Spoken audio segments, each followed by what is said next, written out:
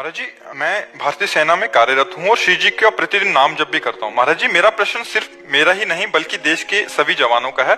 जब एक फौजी अपनी छुट्टी खत्म करके वापस ड्यूटी पे जाता है तब उसे घर की बहुत याद आती है। एक नन्ही सी बिटिया की आंखों के आंसू, पत्नी की तरसती हुई आंखें, माँ की खाली झोली। इसीलिए हम जैसे संत का सम्मान करते हैं ऐसे भारतीय सैनिक का सम्मान करते हैं कि कई कई महीनों तक वो अपने परिवार के वियोग में रहकर हमारे राष्ट्र की सेवा के लिए शरीर सुख की परवाह न करके और राष्ट्र के लिए ये अपने जीवन को पता नहीं दोबारा में आके बच्ची को गली लगा पाएंगे कि नहीं, कोई भरोसा है। अब कहां ड्यूटी लगा दी जाए और कहां से गोली आ जाए।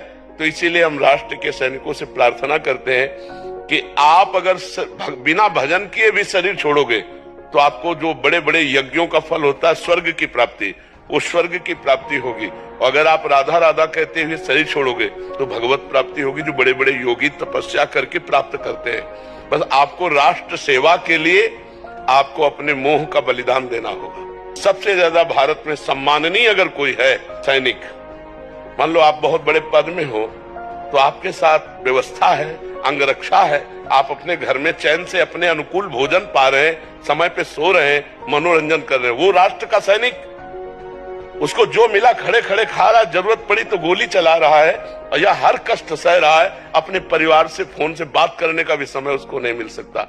अगर युद्ध क्षेत्र में लगा तो बात करने का भी समय, और हो सकता है आखिरी उसका जीवन हो। इसलिए हम नमस्कार करते हैं, हम उसको सल्यूट करते हैं जो भारत का आर्मी का जन है, चाहे वो वायु, चाहे वो जल, चाहे वो पृथ्वी का लड़ाकू हो, उसको हम सम्मान देते हैं। और यही बलिदान आपको तिरंगे पे लपेटने का सौभाग्य देता है। हर भारतवासी सल्यूट करता है, हर भारतवासी प्रणाम करता है हमारे सैनिक को। यही बलिदान जो आप छोटे छोटे बच्चों के आंसुओं को ना देखकर अपनी ड्यूटी पर लगे हुए हैं। आप नॉर्मल इंसान नहीं हो, आप राष्ट्र सैनिक हो तो नॉर्मल की तरह बर्ताव भी नहीं होगा आपका सिंहवत बर्ताव होगा।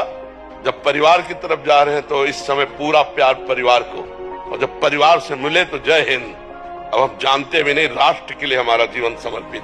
ऐसे वीर बहादुर बनो तो लोक परलोक सब तुम्हारे हाथ में रहेगा। कोई साधारण बात नहीं है, आप राष्ट्र सैनिक हैं। कोई भी ऐसा नहीं है जो सैनिकों के द्वारा सुरक्षित ना हो। अगर आप वहां ना हो तो हम यहाँ भजन नहीं कर सकते, आप वहां कष्ट सह करके तो हम यहाँ चैन से रजाई में सो सकते हैं। अगर आप वहां कष्ट सहकर सुरक्षा में जरा भी पोल कर दे तो यहाँ हजारों लाखों मारे जा सकते हैं। इसलिए आप, हम सबका आशीर्वाद आपके साथ है, हम सबके पुण्य आपके साथ हैं और आपका परिवार भी सुरक्षित रहेगा और आप भी सुरक्षित रहेंगे। चिंता मत कीजिए।